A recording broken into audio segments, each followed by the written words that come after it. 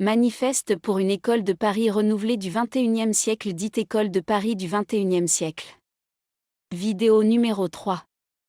Début de la troisième vidéo sur 4. Cet ouvrage est composé de 4 vidéos numérotées de 1 à 4. En lecture audiovisuelle, les numéros et durée des vidéos sont indépendants du plan du contenu. Manifeste pour la relance d'une école de Paris renouvelée du XXIe siècle. Pour une école de Paris du XXIe siècle. Pour tout contact et communication. Secrétariat, auteur du manifeste Monsieur Antoine Antolini, critique d'art, conférencier d'art. Contact courriel à édition-edmc@yahoo.fr tel 06 10 99 90 98 ou tel plus 336 10 99 90 98. www.artistiquemuséographie.com. Édition des musées et de la culture, EDMC Europe Copyright EDMC 2020 Édition des musées et de la culture EDMC Europe. Association Loi 1901 pour la promotion internationale de l'art et de la muséologie. Fondée en 1993, 27e année. www.artistiquemuséographie.com Copyright EDMC, juillet 2020. Deuxième partie 4. Le besoin d'un renouveau du concept d'une école de Paris dans le XXIe siècle. Analyse et définition. Voir aussi dans cette deuxième partie le 2 et 6, A et B. Tout change, certes, tout évolue, certes, mais la disparition du concept école de Paris représenterait une immense perte, un vide historique.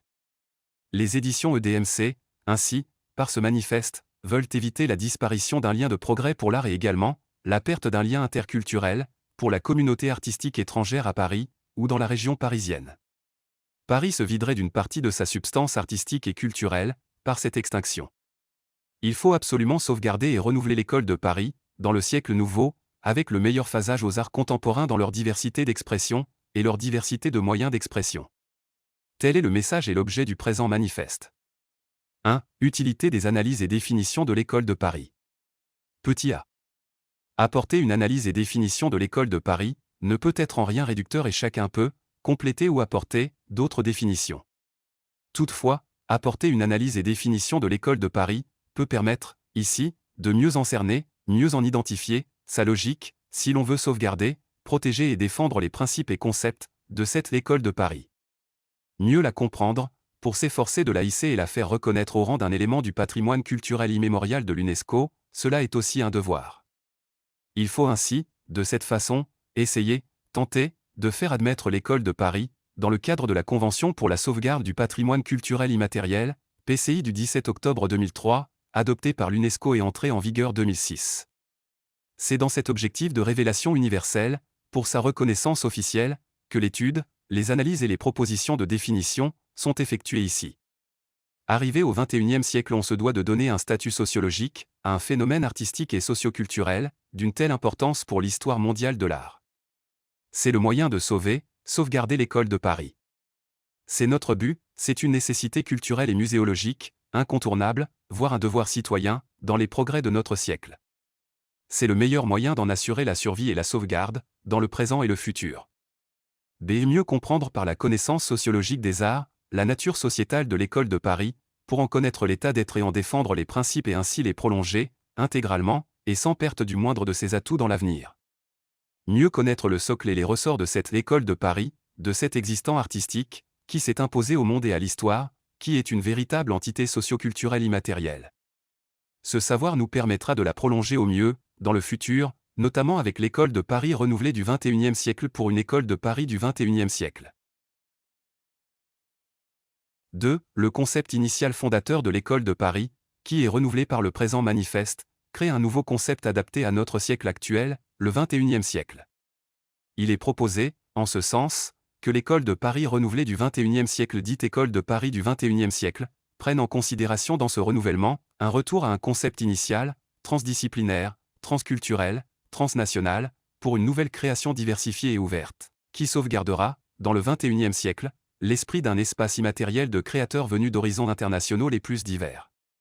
Il s'agira d'un pôle vivant, esthético-culturel, qui s'enrichit de façon interdépendante, entre créations étrangères, à Paris, intercréations étrangères et françaises. Cela, afin de produire, en synthèse, un nouvel état d'esprit d'ouverture, un esprit ouvert, fixé au-dessus de tous les préjugés ou a priori, quels qu'ils soient, dans le respect des valeurs essentielles de l'homme, tout autant que de celles de la liberté de l'art, dans sa plus grande diversité d'expression et de création plurielle dans la société. 3. Analyse et définition. L'école de Paris initiale ou première école des années 1920, comme son prolongement de nature renouvelée du XXIe siècle, à partir des années 2020. Renouvelée, au moment de son centenaire, pourra s'entendre pareillement, aujourd'hui, en un pontage depuis l'origine, à savoir comme un concept, un état d'esprit, largement ouvert, à tous les domaines et à toutes les formes de la création. Définition théorique et pratique du terme École de Paris. Applicable à la première ou seconde, École de Paris, à la Nouvelle École de Paris, à l'École de Paris renouvelée du XXIe siècle ou École de Paris du XXIe siècle. Il s'agit désormais de considérer l'École de Paris comme un fait sociologique, artistique et culturel à part entière, installé dans la conscience collective, dans l'histoire de l'art et qui est source de progrès socio-culturel international. À la différence d'un mouvement, qui peut être plus ou moins structuré, le présent manifeste considère qu'il s'agit plus exactement, en ce qui concerne l'École de Paris, d'un courant artistique et de création, de nature internationale. Le courant peut accueillir différents styles et genres de création, dans de nombreux domaines, contrairement à un mouvement, qui peut être plus structuré, peut disposer de chefs de file et avoir un objectif de fédérer. Le terme de tendance ne semble pas non plus approprié, car il véhicule une notion d'homogénéité, de mode. Or l'École de Paris est caractérisée par des créations et des styles hétérogènes, la liberté créatrice.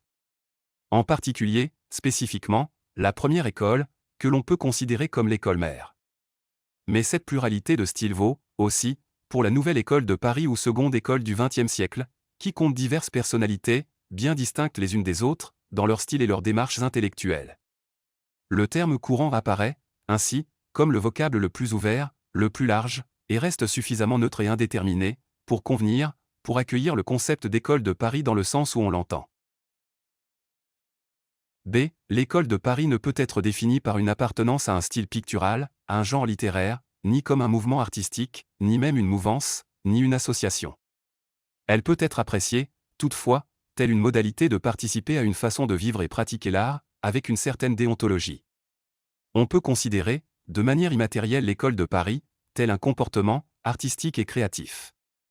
Son appellation correspondant à un espace immatériel spécifique, qui permet cette vie artistique interactive, transculturelle, interculturelle, inter- et transdisciplinaire, internationale, à Paris, et dans l'Île-de-France, qui en ce sens effectivement, peut s'entendre comme un courant.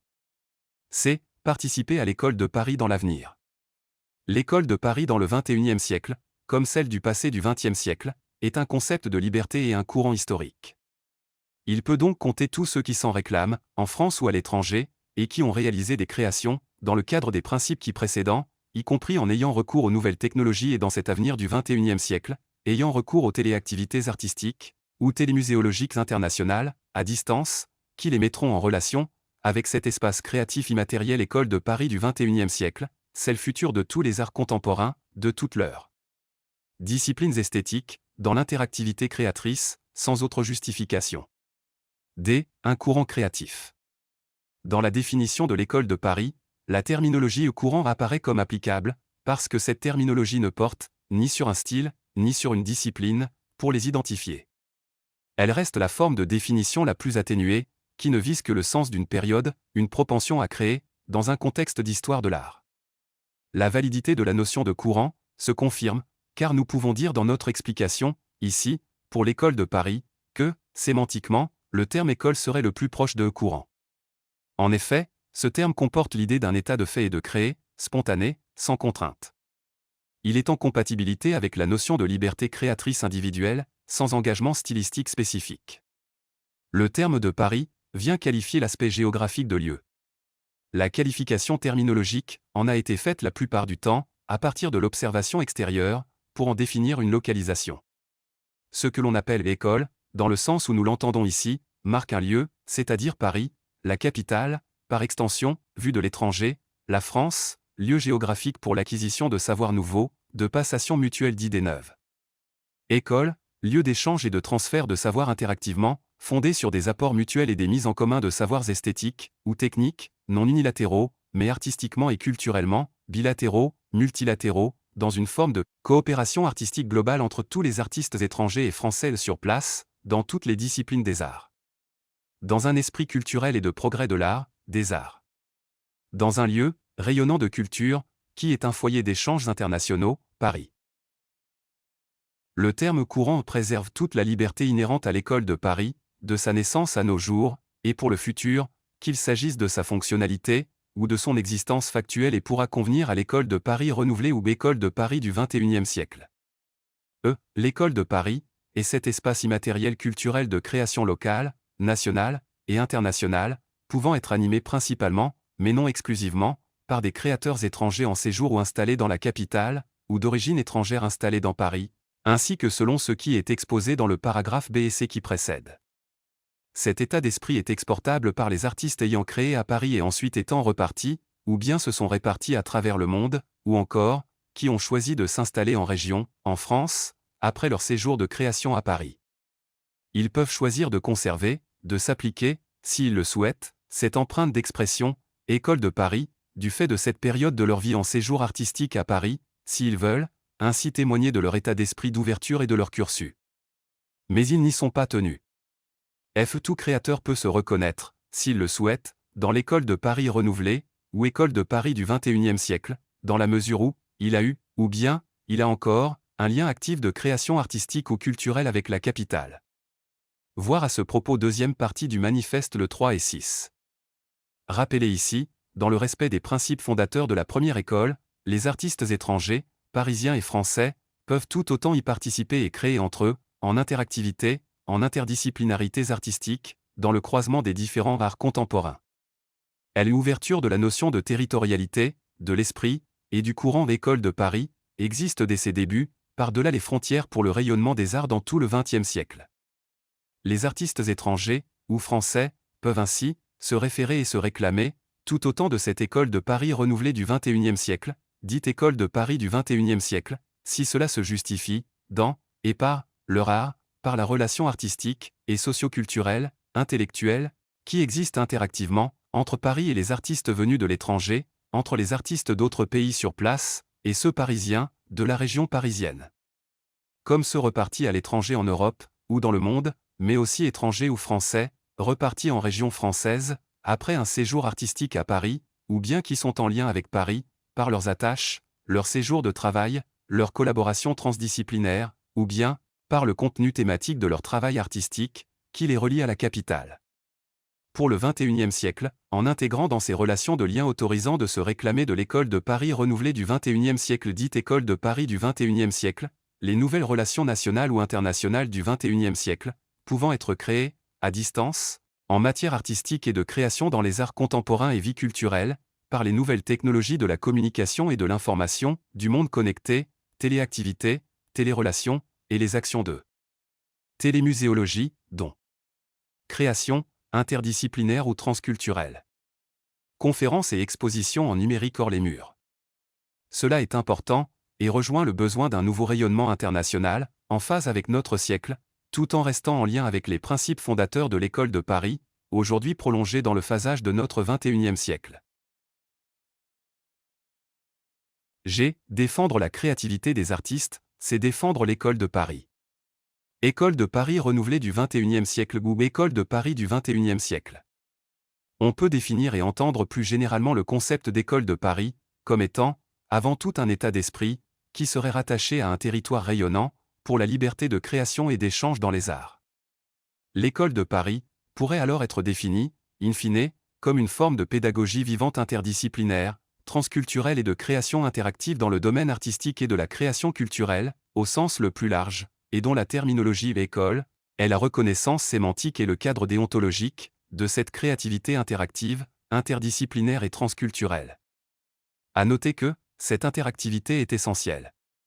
Toutefois, le concept école de Paris reste fondé sur l'apport créatif des artistes, qui nourrissent intrinsèquement l'existence même de cette école. Quelles que soient les modalités de cet apport créatif, provenant d'artistes étrangers ou français, interdisciplinaires, transculturels. Se reporter là aussi à la deuxième partie, aux 3 et 6 pour le modalité de cet apport artistique. Les différents aspects de ces définitions se retrouvent développés au travers des divers commentaires et résolutions, tout au long de ce manifeste. Nota bene. Dans le manifeste, on retiendra l'écriture du terme école avec une lettre majuscule au début, de manière à marquer la spécificité de ce nom, sa particularité, sans pour autant qu'il s'agisse ici d'un nom propre. Le E majuscule comporte un accent aigu selon la règle applicable de l'accent au majuscule. Deuxième partie 5 Charte déontologique, moyen incontournable pour promouvoir, sauvegarder, défendre et protéger la mémoire et l'image de notre passé artistique, mais aussi pour l'avenir. Voir aussi dans la deuxième partie les 2 et 6, en A et B. 1. Le contenu du présent manifeste constitue une charte déontologique de référence. Il rappelle la portée et la nature de l'École de Paris, en insistant sur ses valeurs. A. Qui sont, en particulier, les aspects de liberté de la création, de solidarité, d'entraide et d'ouverture aux créateurs étrangers de toute discipline, qui constitue initialement la première école. B. Aujourd'hui l'École de Paris renouvelée du XXIe siècle ou École de Paris du XXIe siècle, sauvegarde ses valeurs dans le respect du passé, dans le devoir de mémoire, vis-à-vis des grands artistes. Ceci pour un futur de liberté de création et de dignité morale, lorsque l'École de Paris d'hier ou d'aujourd'hui sera évoquée. Paragraphe C. Le manifeste énonce tout au long de son contenu les principes et valeurs de liberté créative, de solidarité, d'entraide et d'ouverture internationale intellectuelle et sans a priori, qui sont rattachés à cette école, pour les maintenir et les sauvegarder dans l'avenir, car ils sont l'essentiel, l'école même de Paris. 2. Déontologie. Le manifeste pour défendre, sauvegarder et promouvoir la mémoire, l'image, les valeurs et les principes de l'École de Paris. A. Ce manifeste a pour objectif de permettre le meilleur épanouissement futur de la création contemporaine, dans les diverses modalités intellectuelles et de recherche dans les arts, dans le contexte de l'espace immatériel culturel dit École de Paris renouvelée du XXIe siècle, ou École de Paris du XXIe siècle, dont le manifeste initie une refondation vivante, pour la sauvegarder pour le XXIe siècle. B. La charte déontologique et cet éclairage tout au long du manifeste, qui recense, explique et met en lumière les valeurs et principes fondamentaux de la première école, jusqu'à nos jours, ne faisant qu'un avec le manifeste. C'est le manifeste défend la liberté ainsi que l'image de l'École de Paris renouvelée du XXIe siècle ou École de Paris du XXIe siècle, en veillant pour son rayonnement optimal, au maintien de la qualité et des valeurs, qui ont présidé à la naissance de la première école et en ont constitué sa raison d'être. Le manifeste recommande, dès lors, le respect de ces principes, pour les défendre contre toute dénaturation ou déqualification artistique et morale qui leur porterait atteinte. Dans ce cas, le manifeste se désolidarisera automatiquement de toute création, qui porterait atteinte aux valeurs essentielles de la première École de Paris et ceux qui s'en réclameraient ou se réclameraient de l'École de Paris renouvelée du XXIe siècle ou École de Paris du XXIe siècle, le feraient sans objet, ni assentiment tacite du manifeste. D. Dans une vocation conforme aux principes précurseurs, il est préconisé de maintenir un haut niveau artistique qualitatif, et de tendre vers l'excellence, cela dans une créativité interdisciplinaire, transculturelle, ouverte à toutes les formes d'art et à tous créateurs. L'expression du niveau artistique se réclamant de ce manifeste, de l'École de Paris renouvelée du XXIe siècle ou École de Paris du XXIe siècle, devra, dès lors, être digne et respectueux des écoles de Paris précédentes, de leur histoire, de leur mémoire et de leur image, face au monde. Pour l'avenir, maintenir et sauvegarder les principes de solidarité artistique et socio-culturelle. Universalisme et humanisme. Respect de l'environnement. Se référer. Compte tenu des explications ci-dessus, il est utile de convenir ici, en ce sens, que les groupes d'artistes qui se formeront pour des expositions ou des actions artistiques et culturelles, telles que les préconise le présent manifeste, sous les appellations mentionnées ici à savoir École de Paris renouvelée du XXIe siècle ou École de Paris du XXIe siècle, seront sélectionnés par un comité, sous l'égide du critique conférencier d'art, Antoine Antolini, rédacteur et initiateur du présent manifeste, et des éditions des musées et de la culture EDMC. D. Les manifestations artistiques ou expositions, qui ne répondront pas à cette exigence de qualité et sélection du comité, ne seront pas réputées correspondre à ce manifeste, ni à sa charte déontologique et ne pourront être validées dans le cadre de ce manifeste. Elles ne pourront, de ce fait, ni se réclamer de celui-ci, ni se prévaloir de son contenu ou de ses auteurs. Dans ce cadre et pour répondre à toute demande, un secrétariat de ce comité est mis en place, dans le cadre des éditions des musées et de la culture EDMC, et se tient à la disposition des créateurs, des galeries, et de toutes initiatives ou de toutes autres personnes intéressées. Il est joignable au secrétariat du manifeste. tel 06 10 99 90 98. Courriel à édition-baedmc@yahoo.fr. Deuxième partie si l'esprit d'une ouverture à la pluralité des arts et des styles, ainsi qu'à la création littéraire, artistique et culturelle. Connecté pour vivre le XXIe siècle, pleinement en phase. 1. Un esprit d'ouverture pour le XXIe siècle. L'école de Paris renouvelée du XXIe siècle ou école de Paris du XXIe siècle doit s'ouvrir, non seulement aux beaux-arts, mais tout autant à la création théâtrale, à la poésie, à la musique, à la danse, au cinéma, à la littérature, à l'architecture et au design, à la mode, à la bande dessinée et aux jeux vidéo, dans leur dimension de création novatrice et technologique et également, recouvrant les créations des arts visuels en général. Dont ceux du spectacle, liste non exhaustive.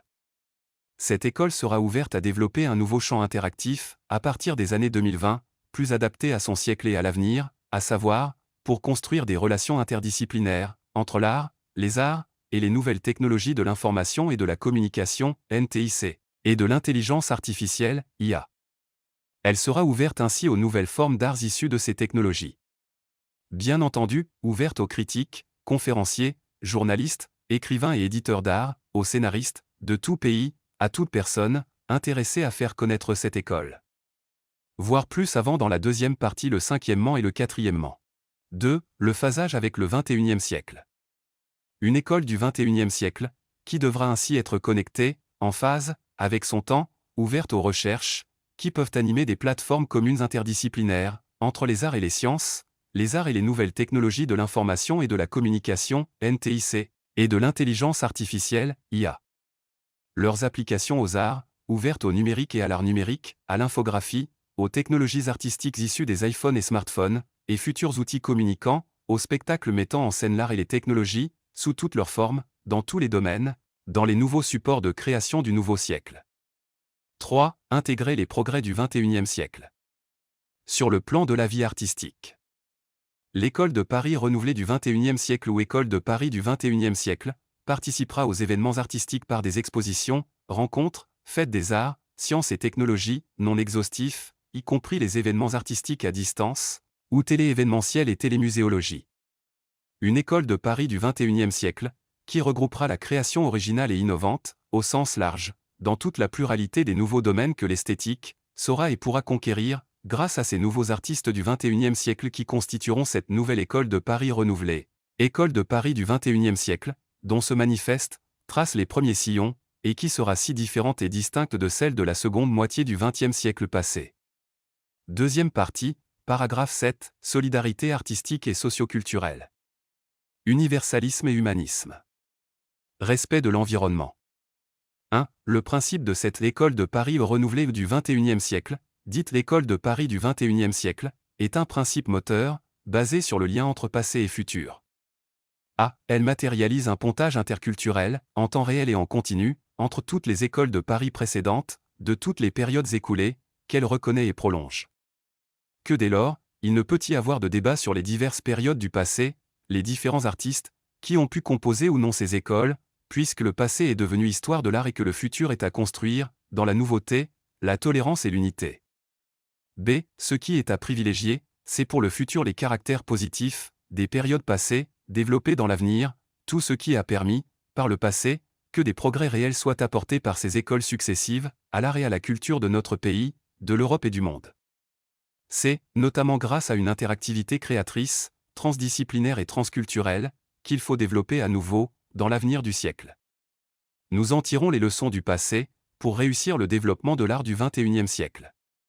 Toutefois, n'oublions pas, qu'au-delà des écoles de Paris, du passé ou de l'avenir, c'est le futur de l'art, en tant que tel, qui est à construire. C'est cela, le plus essentiel, et qui est le dénominateur commun, mais aussi la valeur transcendante. 2. Il existe, profondément ancré dans le concept de la première école de Paris, un fondement qu'il faut garder présent à l'esprit, cela en mémoire des précurseurs de toute provenance étrangère, au début et de la première moitié du XXe siècle. L'école de Paris véhicule une idée essentielle, celle de la solidarité artistique et socio-culturelle dans l'adversité, qu'il faudra, là encore savoir sauvegarder et développer dans le futur, avec l'école de Paris renouvelée ou école de Paris du XXIe siècle. 3. Solidarité artistique, interculturelle et transnationale dans la capitale, Celle-ci peut être aussi sans a priori, un besoin intracommunautaire, pour les ressortissants du même pays entre eux.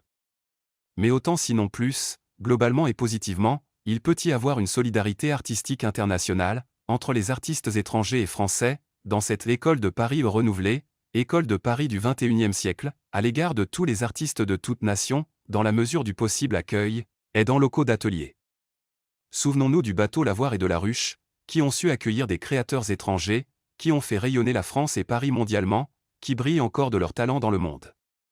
4. La première école de Paris, dès le début du XXe siècle, a symbolisé l'ouverture accueillante de Paris et de la France, à tous les artistes de tout pays, qui voulaient venir y pratiquer leur art et créer, ouvrant la voie d'une certaine universalité. Elle doit l'être aussi au XXIe siècle, dans une vision plus vaste, plus conforme à notre époque, en solidarité entre les peuples et les nations. 5. Pour la mise en place de l'école de Paris renouvelée du XXIe siècle ou école de Paris du XXIe siècle. Ce manifeste fait la synthèse des concepts initiaux fondamentaux à partir des retours aux sources de l'école de Paris dans un contexte des arts modernes, ainsi qu'en tirant les leçons d'une évolution d'avant-garde de l'école de Paris dans l'art contemporain de la seconde partie du XXe siècle. Le manifeste propose une mise en pratique de cette synthèse de ses fondements créatifs, de toutes les formes précédentes, des écoles de Paris dans l'école de Paris renouvelée du XXIe siècle ou école de Paris du XXIe siècle. Le présent manifeste porte l'initiative créant une école de Paris renouvelée du XXIe siècle, ou école de Paris du XXIe siècle. Il élabore la synthèse des écoles passées du XXe siècle, tient compte des raisons de leurs succès et de leurs erreurs, pour faire une mise au point de ces concepts, afin de les appliquer au mieux, pour la meilleure réussite et le rayonnement international optimal dans le siècle à venir de l'école de Paris renouvelée du XXIe siècle ou école de Paris du XXIe siècle. 6. Il doit être sauvegardé dans cette école de Paris renouvelée du XXIe siècle ou école de Paris du XXIe siècle, une compatibilité entre tous les moyens d'expression de l'art, d'une part, avec les techniques traditionnelles et, d'autre part, avec les nouvelles technologies, ceux dans tous les domaines artistiques et culturels qui la composeront. 7. L'école de Paris renouvelée du XXIe siècle dite école de Paris du XXIe siècle, devra avoir comme dénominateur commun de ses actions présentes à l'esprit la préoccupation de la protection de la planète, de la nature et des paysages, de l'environnement, du patrimoine naturel, historique et culturel, sensibilisé à l'urgence climatique et la transition écologique, vers une nouvelle étape sociétale éco-responsable. Ceci intégré comme autant de facteurs indissociables, in fine de la préservation de nos villes et de nos sociétés dans le XXIe siècle. Manifeste pour une école de Paris renouvelée du XXIe siècle dite école de Paris du XXIe siècle. Fin de la vidéo numéro 3. Fin de la troisième vidéo sur 4. Cet ouvrage est composé de 4 vidéos numérotées de 1 à 4. En lecture audiovisuelle, les numéros et durée des vidéos sont indépendants du plan du contenu. L'auteur Monsieur Antoine Antolini, critique d'art et les éditions des musées et de la culture, EDMC Europe, vous remercie pour l'intérêt et l'attention portée à ce document audiovisuel. Pour tout contact et communication, Secrétariat du Manifeste. Secrétariat du Manifeste pour l'école de Paris renouvelée du XXIe siècle. Contact, auteur du manifeste Monsieur Antoine Antolini, critique d'art, conférencier d'art. Contact courriel à édition-edmc@yahoo.fr tel 06 10 99 90 98 ou tel plus 336 10 99 90 98. www.artistiquemuséographie.com. Édition des musées et de la culture, EDMC Europe Copyright EDMC. Voir vidéo suivante numéro 4.